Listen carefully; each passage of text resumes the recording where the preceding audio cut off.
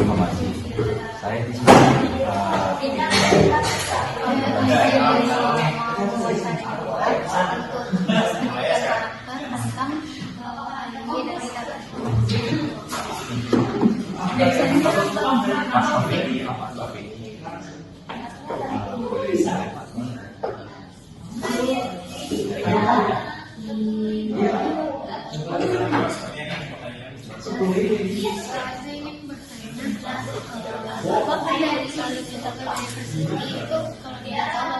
kalau saya dari jurusan D3 PLA, S1 Informatika, S2 Informatika, dan sekarang S3 Informatika.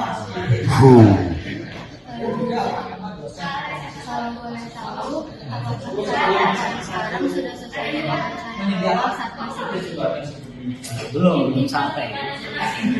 Saya rencananya memang ini proses cuman pesantren kan ada 1-2 tahun gitu ya. Saya jadi dosen di sini tuh ya salah satunya untuk mengerjai kayaknya sih 10 tahun lagi lah.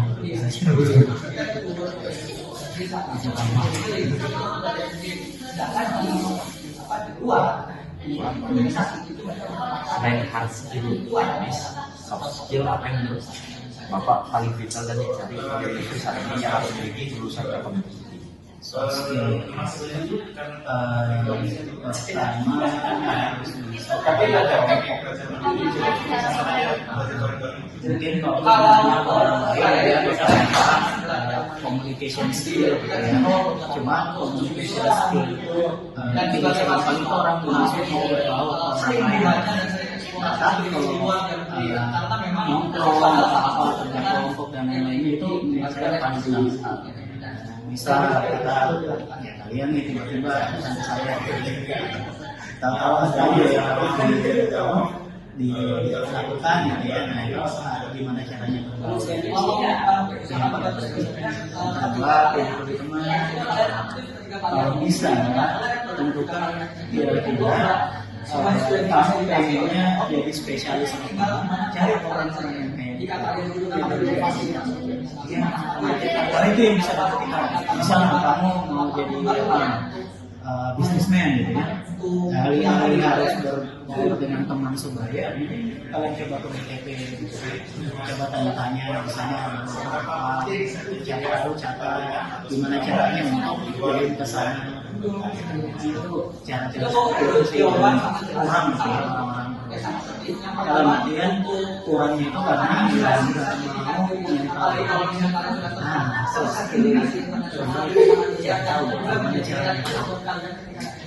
caranya menemukan rasa penasaran. Dan yang kedua itu bisa kita bisa lupa karena kita butuh sesuatu. Punya rasa kalian harus menstabilkan dinamis juga pengetahuan yang luas yang mulai dari luar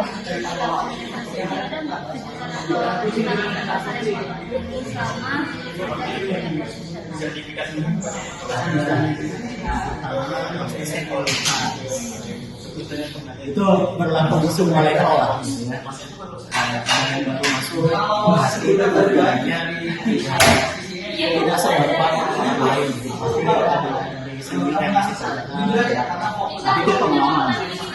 Oleh yang kedua sama honor, jangan berharap untuk masuk honornya gede, bisa karena itu berdasarkan experience yang dibahas. Lalu yang ketiga yang paling sulit adalah kalau mau sharing knowledge ke orang lain. Saya siswa dari Jakarta, gimana caranya ngomong ke maba gitu ya. Walaupun gimana apakah kita langsung ngobrol aja sama mahasiswa kayak mahasiswa tingkat atas atau harus ngobrol itu kayak anak SMA gitu. Harus tahu tren-tren yang sekarang juga, tren TikTok, tren apa gitu, biar mereka nyambung gitu. Nah itu tantangannya di situ. Saat bapak pertama kali bekerja, seberapa besar bobot gaji satu dari Telkom University dibandingkan portofolio strategi atau pengamat magang? For your information, saya baru masuk TLM itu 2016 kan ya. Sebagai mahasiswa D3, saya sambil juga dapat. Karena join bisnis sama saya. Sama kemudian kalau D3 kan semester 4 itu kamu udah harus magang, udah enaknya D3 itu gitu. Sebenarnya ijazah teori nggak terlalu berpengaruh. Yang paling berpengaruh itu nama teorinya. Nama materinya. Jadi kalau kamu masih pakai nama teori, bisa kamu mau bikin perusahaan gitu ya. Tapi perusahaan ini pengen didanai berdua. Nah, alih-alih berusaha sendiri, bikin persuratan itu jauh lebih gampang aku terima karena banyak di kampung walaupun universitas, tapi kalau swasta itu istilahnya kita udah sebenarnya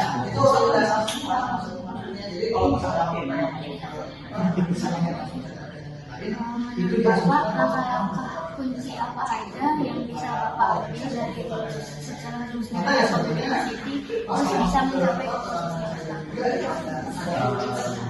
jujur kalau saya kayaknya nggak semua orang bisa lakuin gitu. Saya itu orangnya sering merasa tidak puas. Jadi sendiri. Jadi misal saya tahu sesuatu hal, saya berusaha nyari ada yang bisa saya tahu.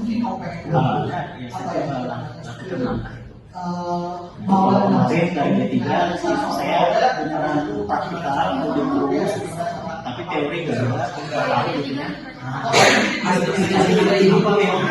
Konsepnya teori itu ternyata satu, ternyata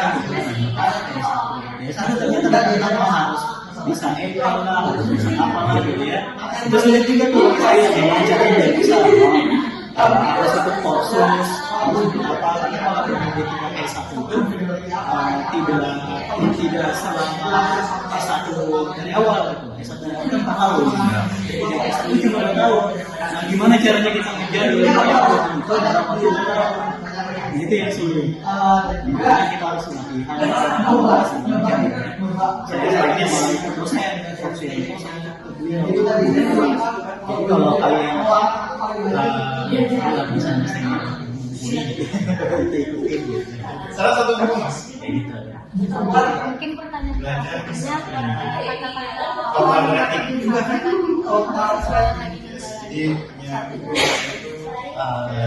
pertama adalah kalau saya ya 3 hal. Selama saya jadi mahasiswa saya harusnya 3. Pertama cari ilmu dulu. Kedua coba cari opportunity dari ilmu itu. Ketiga menghasilkan uang. Kalau bisa ini lulus udah bisa ngasih. Maksudnya kenapa banyak pengangguran? Karena ekspektasinya adalah kita bisa lulus baru cari kerja. Kalau bisa paskan kuliah apa sebetulnya beasiswa di sini dari D3 sampai S3. Beasiswa. Gimana caranya? Ya kenal orang sini, mencoba bergaul, ikut konser. Nah itu kan juga menjadi partner. Kalau bagi kalian itu kalian bisa jadi dinas